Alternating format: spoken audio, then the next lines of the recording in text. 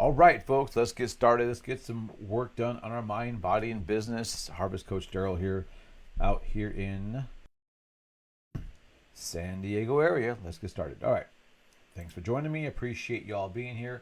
We're going to go over 3 chunks of information today. Mind, body, business. That's how we do it here. Let's go over minds first. So I want to cover this concept. It's not a new one. Again, really, there's nothing new under the sun for the most part. But it's about taking goals and breaking them into bite-sized chunks. And one of the things that my personal experience of martial arts over 30 years now is that the martial arts world has actually done a pretty good job of this over the years. And what they've done is so everybody knows that in martial arts you start at a white belt, and then your one of your main objectives is to reach a black belt, which would hopefully indicate some level of competence in that particular discipline: karate, jiu-jitsu, judo, whatever. And a quick history on this. So the belt concept, the belt ranking concept, has come from a guy named Jigoro Kano. And I don't know if I'm pronouncing that correctly. He's the founder of judo. And judo actually is a style of jiu-jitsu, and he put together, he mastered several styles at a young age. Phenomenal guy. And so apparently in Japan, the swim team or the swim competitors had different colors to indicate their level of expertise of their skill, how well trained they were or how well they could perform. So he adopted the ranking system as white, brown, and black. So and then of course, as anybody who's watched any kind of television or been around for a while realizes, there's all kinds of levels now in between. So there's, some styles have white, yellow, green, purple, blue, brown, red, and then black. And then of course at black belt there's levels of black belt. But what's happened over the last, or really since I started martial arts, and probably a little bit before, was that although you had these different belt levels, what people have found is it's often difficult to keep people motivated with just a couple of steps between such a large achievement, white belt to black belt, which could take many, many years. So what martial arts schools have done is taken they've added more levels, more colored belts, because again it was just white, brown, and black, and they have anywhere between 5 and sometimes 12 different colors between white and black belt. But even in each belt level, there are sub-levels. You either use a stripe or a patch or a sticker or some other small increment of progress, so that you have this gigantic achievement of black belt. It's no matter what style it is, it's a big achievement. Some are more difficult than others. But if I said, hey, you're signing up for class today, let's get you ready for your black belt. Well, that's exciting, but it's such a far-reaching, goal that it seems almost impossible. So, all right, well, we have, you're getting ready for your black belt, but, your yellow belt test is going to be in 3 months. And that seems reasonable, but even that, like 3 months, a lot can happen in 3 months. So then you go, okay, well, every month we're going to do a progress test, and you get a stripe or a patch or some kind of indicator of rank. Like, oh, okay, that's cool. That makes more sense. So whatever the case is. So bite-sized goals are really important. And I'll tell you another story. As I read a book several years ago, I believe it was called Micro Habits. And it was really interesting because, setting goals and breaking them into steps isn't a new concept. But Micro Habits was a little bit different. It was like taking these sub-goals and slicing them into incredibly small pieces.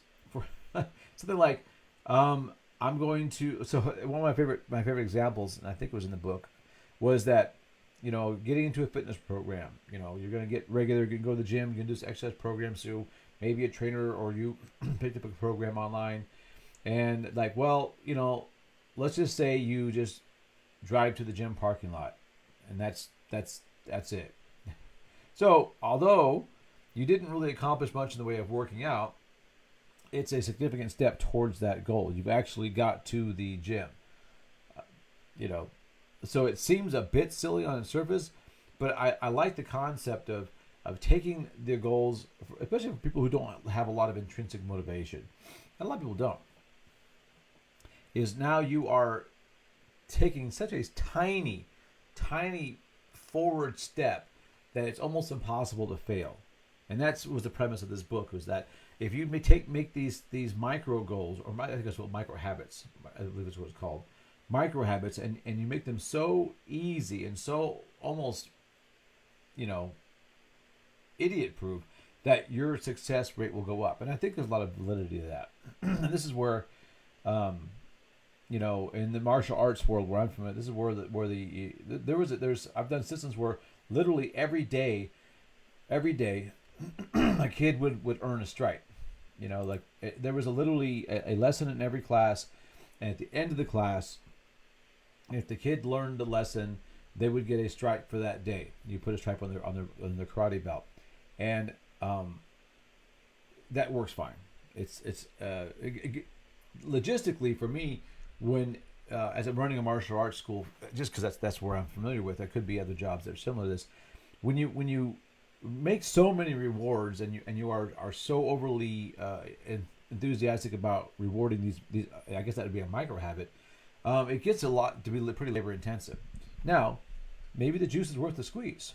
I think every operator has to figure out for themselves. So whatever your business is, if you have a customer, if you're in the business of selling products, and you have repeat customers, whatever it is you sell, get in the habit of rewarding them, so they feel good about the purchase, and you keep the connection going.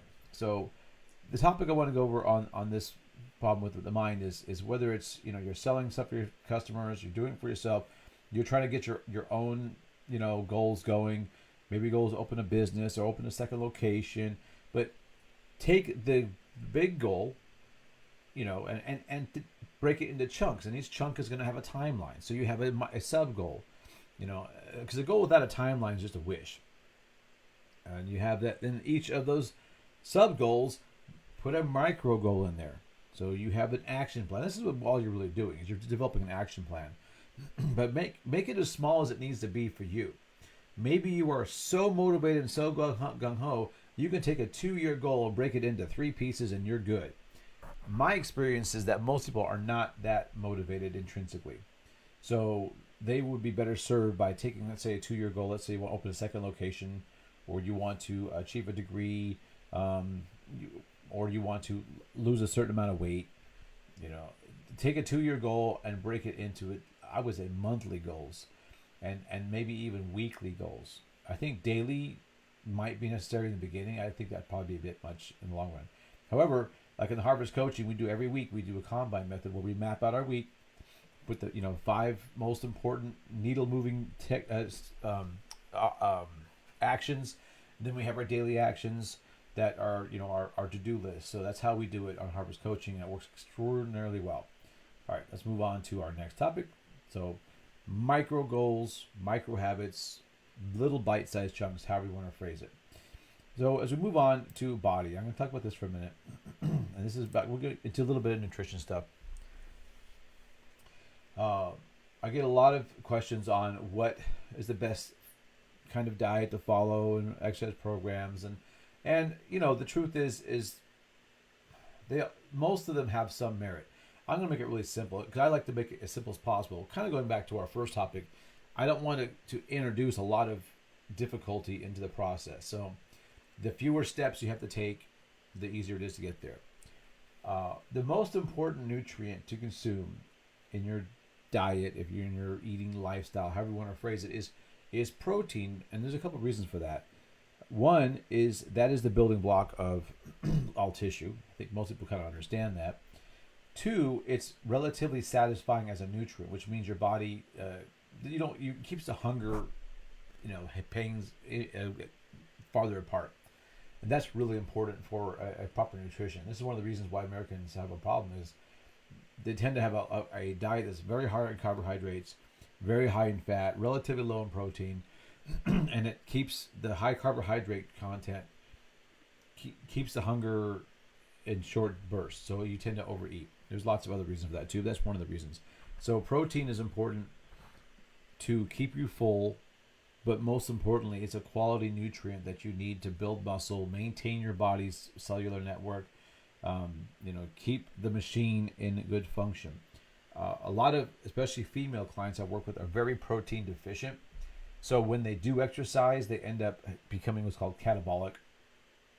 So when you exercise, you use a certain amount of energy. The energy is calculated in kilocalories, calories, if you will. Because a calorie, as the way we use it, is actually a kilocalorie, which is 1,000 calories.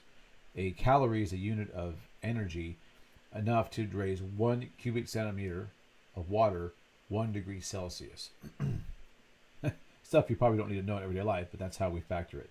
So when we say something has 100 calories, it actually has 100 kilocalories. That means you could take 100 cubic centimeters. Well, whatever. I'll say the math another time. But a kilocalorie is what we call a calorie.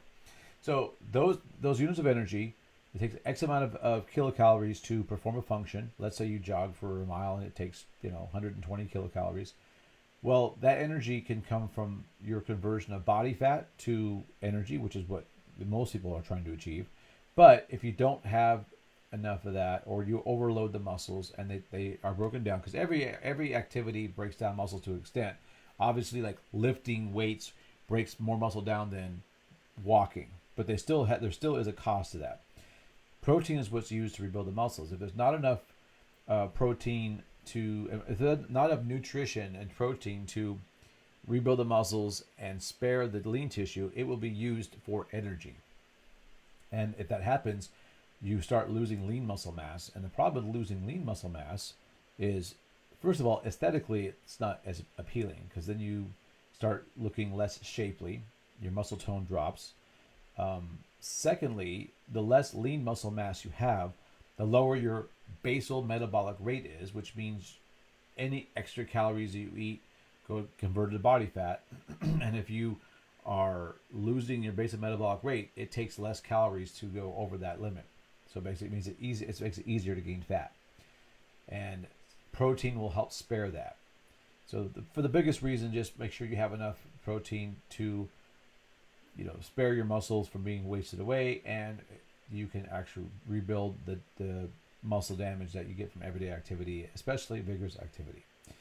And now, how much is debatable. Some, like if you're in a bodybuilding, people will tell you need 1 gram of protein for every pound of body weight. That's a lot. My experience has been with clients and myself, and that you don't need that much. However, it's better to err on the side of abundance in protein, because as long as you're not overeating in total calories, excess protein isn't a big deal unless you have tremendous amounts, or you have a problem with your kidneys, or your liver, that prevents you from properly processing protein. Because excess protein is processed, and it can be hard on the kidneys. But you got to eat a lot of protein to cause a problem, unless you have weakness in your kidneys. So let's keep it simple. So what I recommend with my clients when we do our basic nutrition protein, especially when they're on the earlier stages, is I try to get them to get 35 to 40% of their calories from protein. What that means is, if you're eating 1,800 calories a day, which is, most Americans eat more than that. So if I take 40% of 1,800, do a little quick math here, 1,800 times 0.4, that's 720 calories of that 1,800 should come from protein. We're going to bust in some elementary school math here. So now, protein has 4 calories per gram. So if I need to have 720 calories, and each gram of protein has 4 calories, I got to figure out how many grams of protein that is, because that's how usually what's listed on your food labels. That's 180 grams of protein a day. That's a lot. So that's difficult for most people to eat that much. And the other challenge is if you eat vegetable-based protein, so when you look at labels, the protein isn't delineated whether it's good quality or not. It just says, there's 30 grams of protein in this meal. Well, if it's an animal-based protein, that means the amino acid profile is going to be easily assimilated into your body, and your body can use it as is. Vegetable-based proteins, for the most part, are lacking in the amino acid profile necessary to directly translate over to our body. So that's why vegans and vegetarians have to combine proteins. Like, you can't just have rice. If you have rice without other protein, that won't be assimilated correctly. But if you have rice and beans, now you'll get a amino acid profile that is usable. But I will be very honest with you, and I know a lot of my vegan friends are going to be upset. It is a much better for your body to assimilate animal-based proteins. It's just the profile is easier. Can you eat vegan lifestyle and have a good protein balance? Yes, you can. And many people are successful in doing that. It just takes a lot more effort and work and research to make sure you're doing that. So that's my opinion on that. So basically, shoot for 35 to 40% of your calories from protein, because I'm assuming, like we talked about in other videos, you're tracking your food. And that will help you stay full. It will help you maintain a good nitrogen balance so that you aren't catabolic. And it will give you the tools necessary to repair any damage that you get from everyday activity or exercise. So protein for the win. Next topic. So moving on, let's go into our business side. And this is relevant. We're actually covering this in Harvest Coaching this month. I'm not sure when you're watching this, but we're talking about how to maximize the use of social media to market your business and be in the mind of your customers. And I don't think I have to, explain what social media is. That's your Facebook, Instagram, Snapchat, TikTok, YouTube, yada, yada, yada. LinkedIn, there's so many, but those are the ones that come to mind. And the challenge people have is, if they didn't grow up in a social media world, if you're maybe over 40 and social media is something that came along into your adulthood, came along in force. Social media has been around in one form or another since, I guess, probably the early 2000s. So at least 20 years. But it really became a force, I would say, probably around 2010, when it became like the thing. And then by 2015 or so last 6-7 years, it has been ubiquitous in everyday life, and everybody understands how it works. If you are in business, whether you are a manager or whether you are a business owner, or whether you want to be a business owner, whether you're 15 or 50, you need to understand the impact of social media. You don't have to love it. You don't have to dive deep in and immerse yourself in the world, but you need to understand that social media is how business is done largely today. If you notice, there's no such thing as yellow pages anymore. Okay. Is it because people don't have phones? No. It's because people do not search for businesses by the yellow pages. They search online. So websites became a big thing in the late 90s, early 2000s. It started replacing the phone book. Well, websites are great, but people are now really using social media to find out about their products. You're on Facebook, you're on Instagram, ads come up, they scroll through, or and by the way, I mentioned in another video, so you have Google as the number one search engine, but YouTube is the number 2 search engine. We talked about this in one of our earlier videos. So if you're not able to be found there because you don't have a presence, or if you don't have a Facebook presence, if you're not on Instagram, you're losing business. Now, without diving deep into how to market, how to promote and market, because that is literally, you could write college degrees on this stuff. Unfortunately, by the time you finish your degree, it will have changed. So this is one of those things that you really need to kind of stay on top of. But just I'll make it simple for you guys. If you're not involved in social media, you need to get involved in social media. And that doesn't mean have a Facebook page you post that you have and you never go to or talk about or post on or share. You need to be, have an Instagram presence, a Facebook presence. YouTube would be, again, in my opinion, a good idea, great idea. LinkedIn, there's so many, but just pick one and go with it. If you don't know how to do it, or you are not willing to learn how to do it, find somebody. The good thing about social media is it's designed to be very user friendly and easy to access.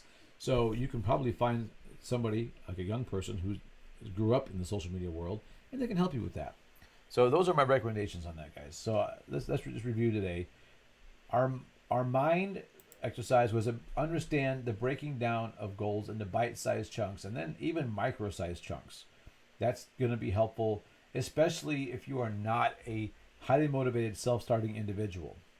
And not everybody who is a highly motivated self-starting individual was that way their whole life. They just gain the habits. When it comes to your body, protein is the most important nutrient out of the three macronutrients: fats, proteins, and carbohydrates. So protein's the one that you should prioritize. And for the business side, understand that social media unlocks your access to potential clients and customers. And if you're resistant to it, and I will tell you this, in my world of martial arts, not so much fitness. Fitness, people have really embraced social media. But martial arts, I can't tell you how many guys are like, well, I don't like that Facebook stuff. I don't like social media, and I'm not going to do that. I want to, those are probably the same guys that round up 12 of their kid students to go put flyers on cars in parking lots, as opposed to taking a fraction of that energy and time and doing some really cool Instagram or Facebook posts with some videos that would be way better suited to getting eyeballs and traffic. So social media is a big deal, guys. If you have any questions, hit me up. I hope that made sense to you. I look forward to providing as much value as I can. I want everybody to be successful in their endeavors, as long as your endeavors are designed to make the world a better place. No nefarious stuff. All right, Coach J out. Hope you guys are having an amazing, fantastic day.